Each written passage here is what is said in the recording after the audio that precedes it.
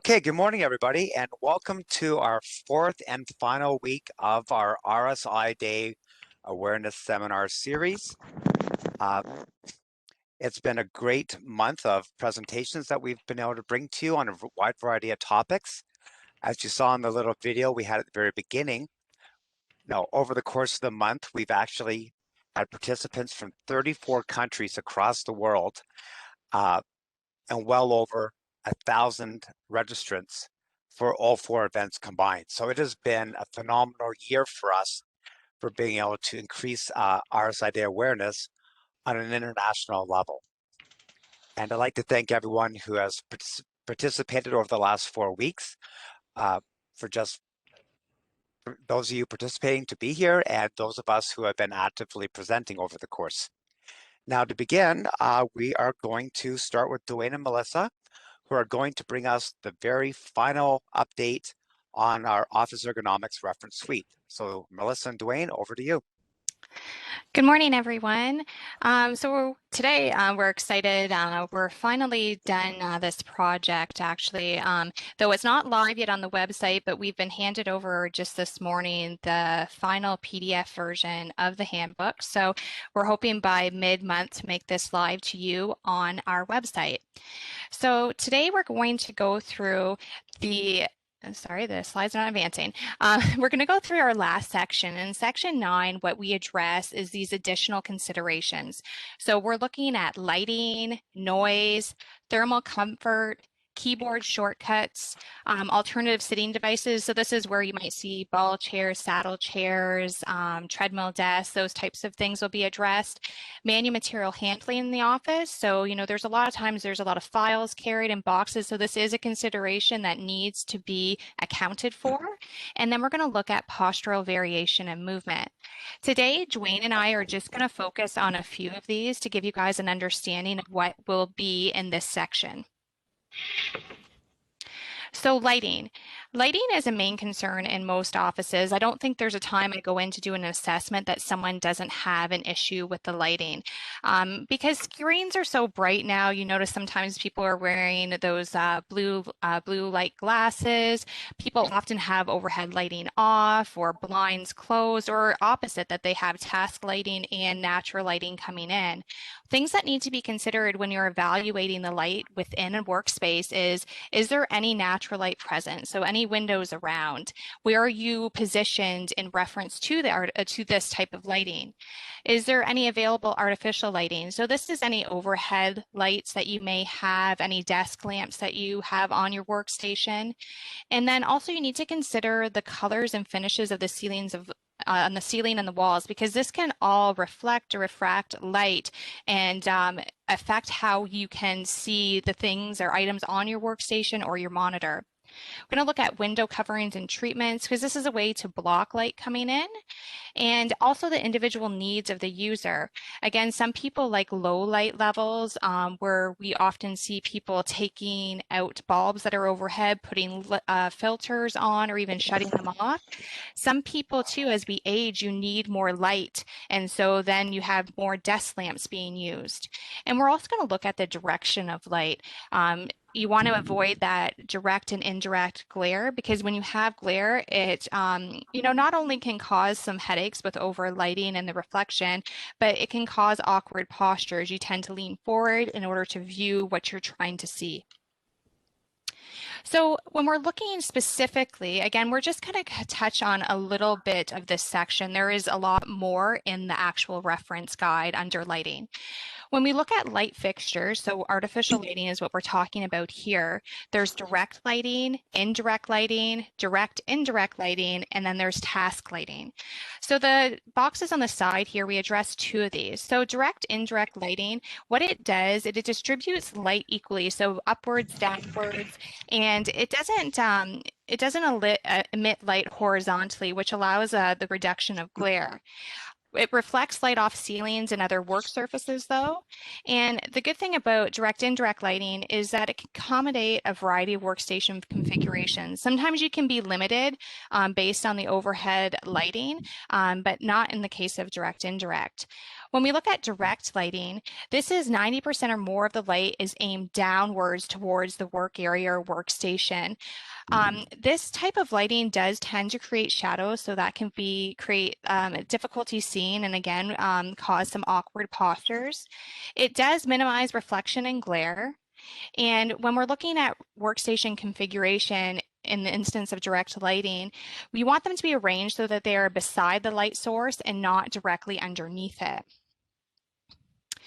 When we're looking at lighting as a whole, and in the optimal case, when you have your own office, the diagram here on the left shows the proper positioning. So when you have natural lighting, you want to be perpendicular, set your workstation up perpendicular. So you don't want your monitor facing the window or having it behind the window. So you want to be perpendicular to reduce that. When you look at overhead lighting, you want to be offset. So you want to be in the center of the overhead lighting. And this is all the whole reduction of glare and reflection so that you can maintain these neutral postures while you're working at your workstation. And then just, people often ask, how should you give your eyes a break when you're working at the computer? Because our eyes fatigue just like any other muscle. Well, there's the 20-20-20 rule, which is for every 20 minutes that you're looking at a screen, you should look away at something 20 feet away for 20 seconds. It's just to give your eyes a break. You might do this with not even really realizing that you're doing it, but it's just a good reminder that our eyes are muscles too, and we need to give them a break from looking at these bright screens. I'm now going to turn it over to Dwayne, who's going to look at postural variation and movement. Good morning, everybody. Thank you, Melissa. That was excellent. Hopefully everybody's doing well this final Friday of February. Yeah, as Melissa said, the next little topic we're going to talk about from our final section of the guidebook is postural variation and movement. Actually, in the guidebook, it's listed as the very last thing we speak about. Essentially, it maybe could be the very first thing we speak about. It is extremely important.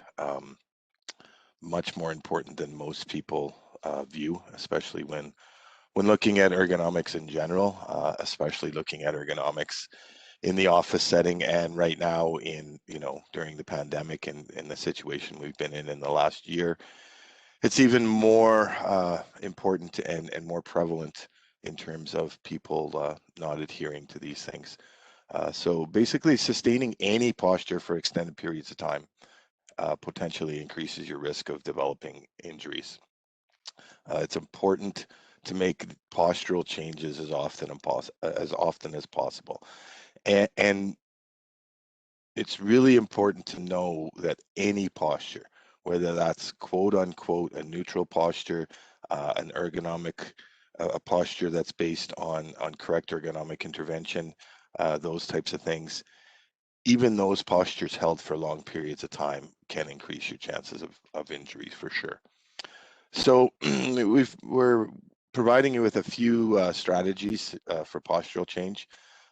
Basically, you should attempt to alternate or change your posture every 20 to 30 minutes. And that can just be in terms of a 10 to 15 to 30 second micro break. It can be as simple as standing up from the chair that you're sitting on, taking 2 steps to the left, 2 steps to the right, and sitting back down. If you're working from a standing posture, it can be as simple as standing or sitting down, or even, squatting down, bending down, moving left to right a couple of times helps as well. The other thing that you can try to implement is schedule 3 to 5 minutes of movement within that hour. And so what I mean by movement is schedule it within your work so that you actually can walk up and down the hallway. If working from home, you can walk within that area that you're at. If you're working in your office space, you can walk down the hallway, those types of things, so that you're doing a little bit more than that 10 to 15 second postural break. You're actually moving a bit. In an office, general office space, not as easy obviously at home, but in an office space, you should look at centralizing some of the equipment that you're going to utilize. So putting your printer, your fax machine away from your office. We go to a lot of offices that people actually have their printers right on their desks. I don't recommend that. I recommend putting it in a separate room, or at least as far away from your desk within your office as you can, so that you can get up and go get that document. I also recommend that you only print one document at a time, meaning if you have 6-8 things to print, you don't print them all. Print one, get up, go get it, bring it back. Print another one, get up, go get it, bring it back. Those types of things are super important. Before we go past this page, I want to really emphasize the fact that it's actually been shown that if you take breaks, both mentally and physically, they don't have to be long breaks, and even if they're short little breaks, it's been shown that your production is actually increased. So don't think that taking these breaks is going to decrease the amount of production that you have. So next, another recommendation, and living in the pandemic and our virtual world we live in now, is attempt to perform virtual meetings, phone calls, those types of things from different postures. You can take phone calls from a standing position. If you're utilizing a cell phone, you can utilize the speaker option or a headset and be walking, be moving while you're taking those. Even if you're kind of glued to the computer, such as I am right now with my headset plugged into my computer in order to speak to you, you can stand up. You can stand up for a bit, sit down for a bit, stand up, move around, do those types of things. So those things are very important to try to implement. Personally, myself, I refuse to take a phone call from a seated position. Even if I'm at home in the evening and I have my cell phone beside me and somebody phones me and I'm doing whatever it is I'm doing, I'll stand up to take that. And you set that in a mindset so that anytime you are on the phone, you take a phone call from a standing position. You can try to schedule tasks to create those additional postural changes. So what I mean by that is, if you have to work on a report or you have to work on a document and it's something that is a lot that you need to do, schedule it in your mind or even on paper or using your schedule on your phone or your computer, so that you only work on that for 20 or 30 minutes. Then maybe you move to something else that you need to do, in terms of, say you have 10 documents that need to be printed at some point. You work on the report for 20, 30 minutes, then you print one of those documents, you go up and go get it. It's a little bit of planning, but it can be done. In terms of alarms and reminders, most people, I'd like to say everybody, but most people have cell phones. Most people are obviously utilizing computers. You can set your timer on your cell phone to remind you, because this is not always easy. Oftentimes I'll have people tell me, well, I just get caught up and I kind of forget. I don't realize, and I'll look at the clock and I've been sitting there for 2.5 hours. Set that alarm on your phone and it will help you along for sure. So some really important things to think about in terms of postural variation and movement within the office and within basically any place that you're going to be. So as Melissa's mentioned at the beginning, what's to come with OCAL's new Office Ergonomic Reference Guide? Well, our plan right now is to have a launch, or to officially launch it in mid-March. As mentioned way back in our first segment, it seemed like a while ago, but it kind of went by really quickly, 3 Fridays ago. It's going to be web-based. It's going to be a live document. We are making it so that it's very easy to navigate through sections. You can enter a separate section here or a separate section there. You don't have to just enter the document itself and run through everything. There's a lot of information in there. We're also providing with the web version a downloadable PDF version for those individuals that still like to go and print things. That document will be fully printable. You'll be able to print that in sections and stuff as well. So look forward to that. Keep an eye on our website. We don't have a set date with that. That's going to depend on on our web individuals and technology and things like that. But keep going back and referring to our website, and when it is officially launched, there'll be a big banner there so that everybody can take a look at it and utilize it as they require.